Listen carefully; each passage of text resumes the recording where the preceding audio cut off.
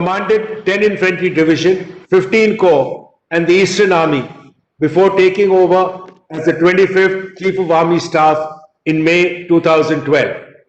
He hung his boots in July 2014.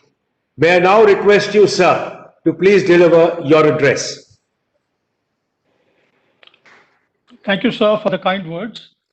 Jai Hind to everybody. It's a pleasure for me to be participating in this seminar.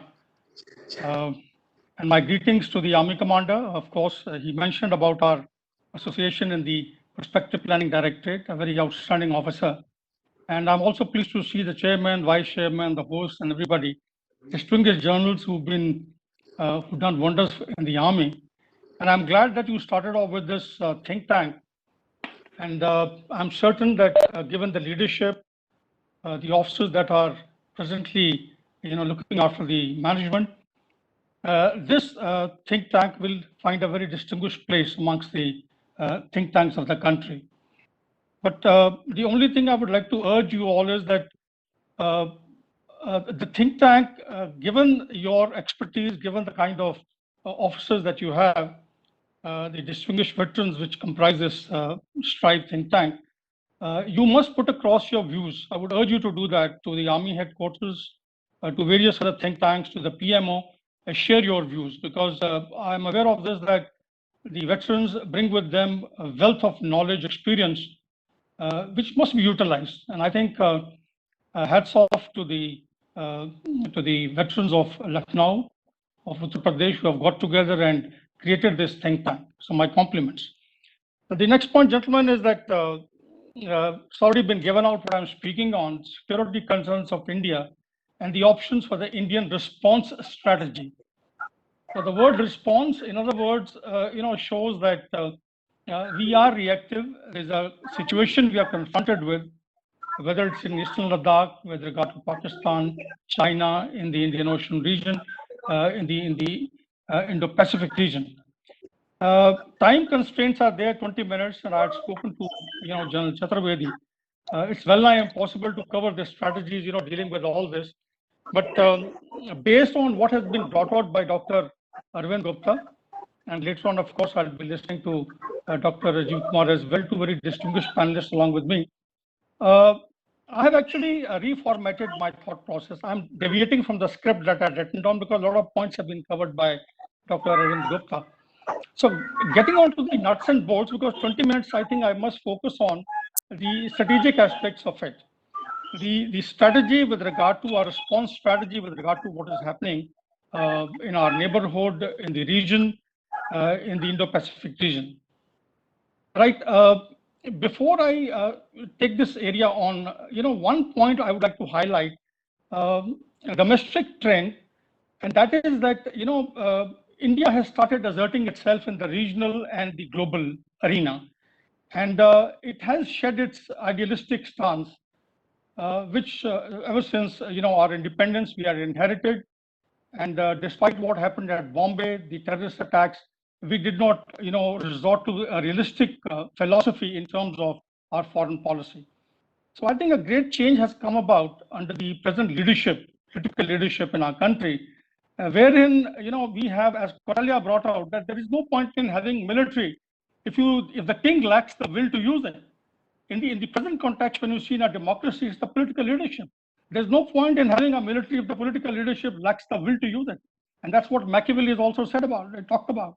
So what I'm coming to is that it's a change, a metamorphosis that has occurred in our context, where to safeguard our national interests, we have started being proactive not only in terms on the military front, but also proactive in terms of our diplomacy. We are getting far more assertive to ensure that we are shaping the environment which suits our country. So, of course, we've been taken on the back foot with regard to Eastern Ladakh. But I must compliment the military. I must compliment the leadership, even at the political level, diplomatic, initiatives that have been there after that. It has been handled well. People may say anything, but I'm of the view that I think we've handled the Eastern Ladakh scene very well. Right. The only point I wish to highlight, in my this next 20 minutes is that when we view the threats, when we view the concerns as far as security is concerned, I think we must see these through the prism of our national interest. And broadly, if you look at it, these are across the board for all the democracies, all the countries, in terms of the sovereignty, unity, integrity of the country, that's the homeland security, economic growth of the country, because after all, to address the aspirations of the domestic audience of the people, it's important that we have a strong economy. And strong economy also plays a pivotal role in the comprehensive national park, which ultimately decides the pecking order of various nations in the international order. So in the world order, when you see, India has risen, given its comprehensive national park today, a number of notches up today. It is seen as a regional power. It is seen as an emerging global power. But I think there is still a lot to be done, which I'll cover as I go along. And of course, these interests which are there, and one more important interest is that, India is also striving and must strive to find its rightful place in the community of nations, which the Army Commander brought up. And of course, we are, as I said earlier, we use the comprehensive national power for this. But most important part of the strategy is the ways we use these, the diplomatic, informational, economic, military, psychological, financial elements of national power in furthering, in protecting, pursuing, and promoting our national interests. So that is all about strategy when we talk about. Right. I was asked to specifically speak about the Indo-Pacific region. In this region, gentlemen, I don't know if there are ladies in this, gathering here. So, ladies and gentlemen, this arena is very important. Let's look. We must understand that the Indo-Pacific arena is very important, though Indian Ocean is more important to us, if we really come to think of it. And therefore, when we talk in terms of the strategies of the Indo-Pacific, I think we should be looking at a strategy west of the Malacca Straits and east of Malacca Straits. That's important because both the areas have got different connotations. To us, Indian Ocean is far more important. Though, mind you, the entire area per se, the entire region of Indo-Pacific is what contributes to 50% of the world's GDP. It has 50% of the world's population. It's a volatile region where we have 4 nuclear power states present over here. The 4 major militaries of the world amongst the top 10 are in this region. It has a tremendous economic potential. It is rich in minerals. It's also the epicenter of terrorism when you look at South Asia, of APAC region. So this area is very important where Chinese today, given their expansionist designs and their muscle flexing, has come into limelight, and also on account of the pivoting by the United States into the region, into Asia, which has enhanced the insecurities and concerns of the Chinese. And that's what has led to the Chinese-US friction, wherein somehow we have got involved.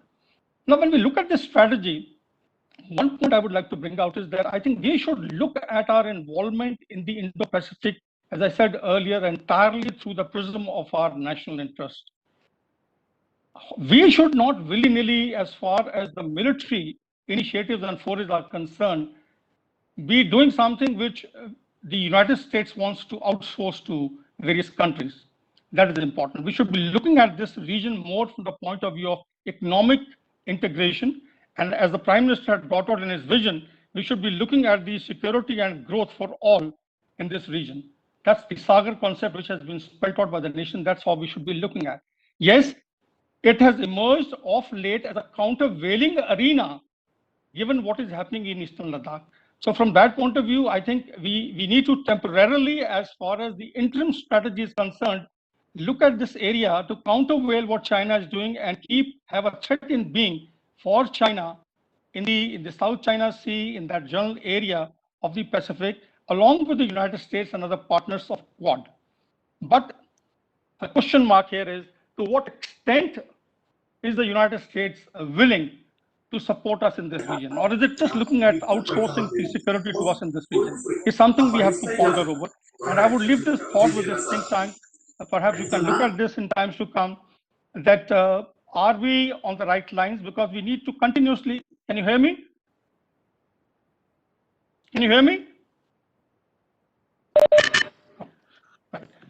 Because I had an echo, because I'm not really, I couldn't hear the first speaker. We can hear you. It's okay now. Yeah. Right. So my point is, when we look at the strategy, we should be looking at this more from the point of view of economic integration with the countries over there. We should be more sensitive to the aspirations of ASEAN. The sensitivities of ASEAN. ASEAN has got a security apparatus mechanism, ARF, of which we are also a member. And I think we should not be creating a parallel security mechanism of Quad, though it is important in the interim for us, but we've got to see it and think through this. My only advice to the gentlemen who are over here, and some of them are very closely connected with the decision makers, is that when we take decisions, I think we need to think through. We need to be looking at the second, third, and fourth order implications of our decisions, and not just at the first glance of it, just take a call and then thereafter keep amending and changing things. Because when we take a decision in the strategic arena, ladies and gentlemen, this has got to be thought through, and we got to see as to what can be the implications which are in the immediate future, in the next 5 years, 10 years, 15 years, 20 years. How is going to impact the overall stance of the country? So from that point of view, I think we got to be very, very careful as far as this area is concerned. Yes, Indian Ocean is very important, and I remember when I appeared for Staff College, we read the quote of famous, Admiral Alfred Thier Mahan, who said that this Indian Ocean is an area with great potential to create major shifts in global power balance. And second was that whoever controls Indian Ocean dominates Asia. This ocean is the key to 7 seas. In the 21st century, the destiny of the world will be decided on its waters, and that's a fact. I mean, you must have seen this prophecy coming true. And this region is important. China has got its footprints around us all over, whether Sri Lanka, Maldives, in the immediate neighborhood of ours, along our land borders. China is all over. We just heard the talk about CPEC, its involvement in Pakistan, its engagement, nexus with Pakistan. These are of great security concerns. And I said earlier, gentlemen, I have changed my script. I'm reading out anything. I've just jotted on a few points because Dr. Arvind Gupta covered most of these points. Right. Now, when we look at this strategy in the Indo-Pacific, we got to see in the context of what we have. There are two ways to look at strategy. Strategy one is you identify the ends and then you develop the means to achieve those. Second is a strategy evolves by keeping in mind what you have in terms of your combat power, your maritime potential, and then see what can you achieve. So my point is that we got to be cautious of the fact that we should not be outsourced by United States in furthering its security agenda. Number one, we should continue to develop our maritime capability first with our interest in the Indian Ocean, and then spilling over onto the eastern side of the Malacca Straits and also looking towards South China Sea and East China Sea. Of course, these are the regions we got to look at because, as I said earlier, this area has tremendous economic potential and India has to actually leverage this potential to its advantage. And for that, if India has to grow, if India has to have its say, it has to carry a big stick. Big stick in terms of a very robust navy, maritime resources, land forces, our air power. We must have that strategic reach. But the point is, the budgetary allocations is a big funds is a big question mark. It's a zero-sum game. Whatever money we get, we have to actually apportion it between the three services. So this drawing of the balance between the Navy and the Air Force and the Army is something important. Because when you look at this area of, Indo-Pacific region, the primacy of the Navy is going to be there. We got to have that expeditionary capability being developed, but then would our budgetary support permit that is something that what we have to see. Right. As far as Quad is concerned, I would also urge the think tank to go into the aspect of the implications of having a Quad headquarters somewhere in the Andaman Nicobar Islands, because this is something which came about, people talked about it. I'm of the view that we need to think through this because in the geopolitical arena, ladies and gentlemen, there are no free lunches. And if you just see what Americans, their Okinawa, just study Okinawa base, which after 1945, the end of Second World War, Americans have occupied. 4.4 billion US dollars is what is being paid by Japan for housing the almost 5,000, Marines and other naval troops of United States in Okinawa, that island. And also, if you see the kind of impact it has had on the social, cultural environment, the law and order problems over there, I think it's all available on the Wikipedia. You must have a look at it. We have to see all these aspects when we, talk in terms of having a Quad headquarters coming into Andaman and Nicobar, because we got to see the financial implications, because it's not going to be free. We must understand that. The other aspect is, while US may have moved its ships into the region, but if you study the StatFor maps of the last, 3 or 4 months, you will find that the carrier groups which were initially moved into that area have moved up. So they are moving all over. So is United States really, looking at China from that point of view? And I think Dr. Arvind Gupta brought out very correctly. We've got to wait and watch how Biden actually looks at China, how Biden looks at Pakistan. These two major, adversary of ours on the northern borders and towards our west. How US is going to be looking at them. This is going to make a lot of difference, and therefore we got to wait and watch and see how things unfold. Right. In the strategy, when I talked of, ladies and gentlemen, I think the most important aspect is the strategic risk management. We all evolve the ends, ways, and means, and evolve a strategy, but we tend to forget the strategic risk management. And the risk is something that I've talked of as part of the posturing by United States. United States, if you really come to think of it, it's not been all that concerned, about the region. If it was under Trump, why did it leave the Trans-Pacific Partnership? It shouldn't have left. Look at the way United States has treated the NATO allies. The stance of United States, I would say, after the talk of Obama, the previous president of United States, at West Point in 2013, it highlighted as to how United States was now looking towards more the homeland security and trying to contract from its global footprint. And that's what has been happening.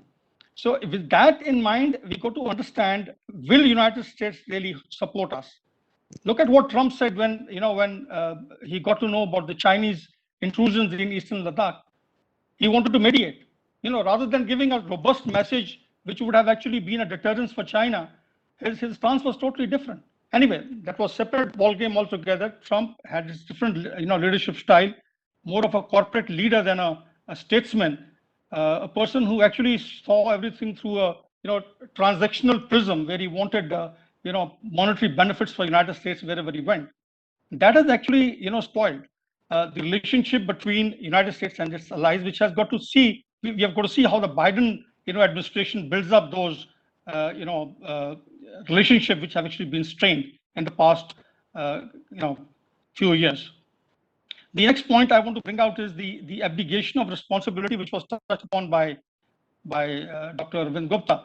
The dilution of the institutions, whether it is the United Nations, Human Rights Council, whether it's the climate change, whether it's with regard to, the World Health Organization pulling out from there, and not, the behavior has been slightly unpredictable. So from this point of view, we got to, as Indians, see to what extent we should be involved militarily in the Indo-Pacific region. It's good to talk about it, but I think this is something the think tank in times to come should be looking at it. Right. The other point which I want to highlight now is when you talk in terms of the threats, are the threats along the land borders, that is China and Pakistan. And now with regard to this strategy, when you look at China, I feel that we've done well. The military has done well. The political posturing has been excellent. Aggressive diplomacy has given dividends. Our information operations have been excellent. We have countered the subversive propaganda and the perception management by China very well. Our media today is under well control. We do not have those human rights agencies and other inimical agencies which used to be in India earlier, which used to be militating against the national interest. So from that point of view, today the arena is far better. The media is speaking in terms of how the national interests have got to be furthered. It's a good supplement. I would say it is furthering the national agenda beautifully. This is something which has happened in the present dispensation, where the media, though it's supposed to be questioning the leadership, But I think where it comes to national interest, it must support national cause. And that is something which good that I have seen, which has come about in the present dispensation in our country, present leadership, where the media is supporting the political initiatives in the region, our policy towards China, our policy towards Pakistan. So therefore, when we talk in terms of the strategy, I feel in the interim strategy, short-term strategy, we got to continue with what we are doing, remain poised, be alert, build up our combat power, make sure we are balanced along the entire borders with China, including the McMahon line towards the east, and make sure we are not taken by surprise. Along with this, we've got to be looking at what Pakistan can do. Cyber arena is very, very important because those of you who've been in touch with and who are, the followers of the cyberspace, you would have heard of the solar winds. The hackers from Russia. They played merry hell into the United States. 18,000, corporate houses. It's nuclear energy enterprise, homeland security. The federal agencies and state agencies have been impacted. Of course, they are still carrying out the kind of damage that has been caused by these hackers from Russia. So we got to be careful from the point of view of cyberspace.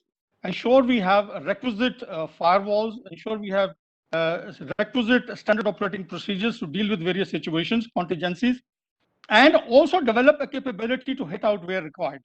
And of course, as far as the defensive cyber aspects are concerned, they got to be decentralized under a national policy given out to the services, to the military. But as far as the offensive is concerned, it's got to be centrally controlled at the PMO as to what needs to be done. But I think we got to be looking into the cyberspace with a more focused attention of ours.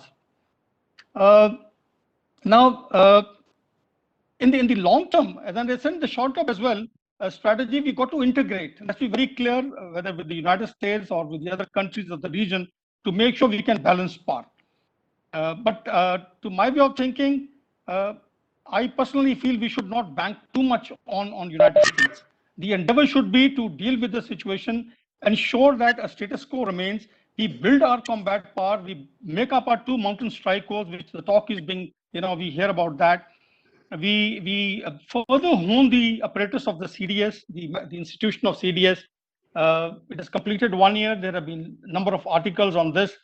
I think we got to make this CDS institution far more stronger, with greater authority, with an authority where the CDS has an approach directly to the Prime Minister and is not another vertical in the Ministry of Defense. Today we have 5 verticals. So maybe request you to conclude, sir. Right. Okay. My last point, which let me just conclude by saying that as far as J&K is concerned, in the internal security, it is going to be a challenge for us.